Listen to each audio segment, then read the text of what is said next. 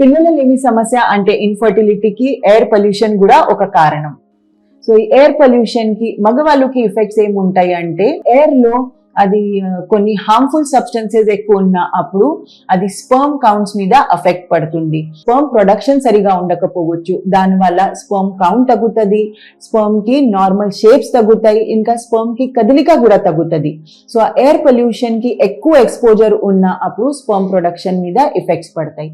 ఇంకొకటి అయితే ఆ స్పర్మ్ కి ఫంక్షన్ నార్మల్ ఉండాలి అంటే స్పర్మ్ కి DFI అంటే DNA ఫ్రాగ్మెంటేషన్ ఇండెక్స్ నార్మల్ ఉండాలి.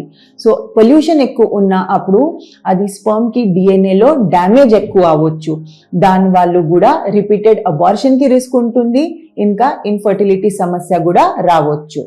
ఇంకా ఆడవాళ్ళకి చూసుకుంటే ఈ ఎయిర్ పొల్యూషన్తో ఎగ్ రిజర్వ్లో ప్రాబ్లమ్స్ రావచ్చు, అంటే తక్కువ ఏజ్లోనే ఎగ్ నంబర్స్ తగ్గుతాయి, ఇంకా ఎగ్ క్వాలిటీ కూడా తగ్గుతుంది, దానివల్ల అది ఫర్టిలిటీ పొటెన్షియల్ కూడా తగ్గుతుంది. సో ముఖ్యంగా చూసుకుంటే ఎయిర్ పొల్యూషన్ వల్ల మగవాళ్ళకి స్పర్మ్ ప్రొడక్షన్లో ప్రాబ్లమ్స్ వస్తాయి, ఇంకా స్పర్మ్ ఫంక్షన్లో ప్రాబ్లమ్స్ వస్తుంది, ఇంకా ఆడవాళ్ళకి ఎగ్ రిజర్వ్ మీద ప్రాబ్లమ్స్ వస్తాయి. ఇంకొకటి అయితే ఈ ఎయిర్ పొల్యూషన్ వల్ల రిపీటెడ్ అబార్షన్స్కి రిస్క్ కూడా ఎక్కువ ఉంటుంది.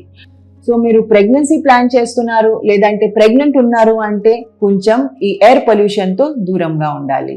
ఇంకా బయట తిరిగినప్పుడు మీరు అయితే మాస్క్ పెట్టొచ్చు, ఫిల్టర్స్ యూజ్ చేయొచ్చు, కొన్ని ప్రికాషన్స్ తీసుకుంటే కొంచెం సేఫ్టీ ఉంటుంది.